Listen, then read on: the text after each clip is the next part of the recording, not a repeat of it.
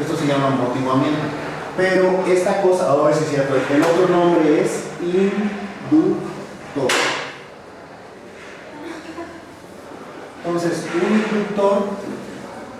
un inductor me va a hacer exactamente lo mismo que el capacitor, pero ya no me va a reaccionar con el voltaje. Me va a reaccionar con la corriente. Y entonces el inductor me va a hacer esto con la corriente hasta que llego a la corriente máxima.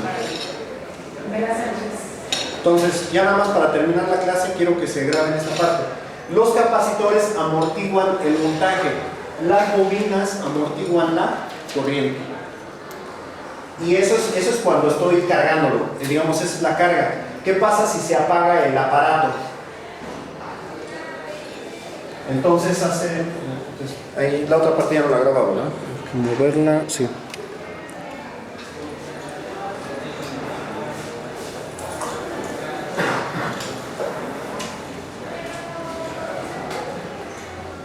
Si yo apago el circuito, digámoslo así, tenía un voltaje y de repente aquí apago, entonces el capacitor va a evitar que se caiga la carga, el voltaje de golpe.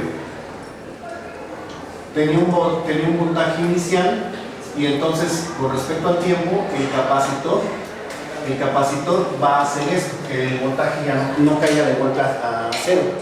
Lo mismo va a hacer el inductor.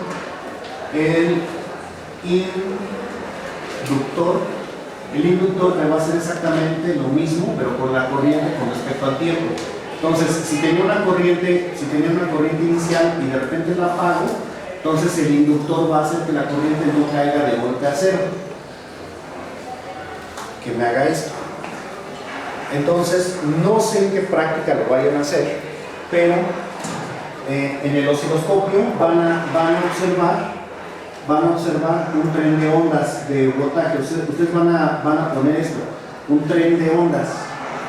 Y entonces, cuando ven el efecto del capacitor, lo que van a observar es que el capacitor amortigua tanto la subida como la bajada. Entonces, lo que ustedes van a observar va a ser esto, que parecen olas de mar, así.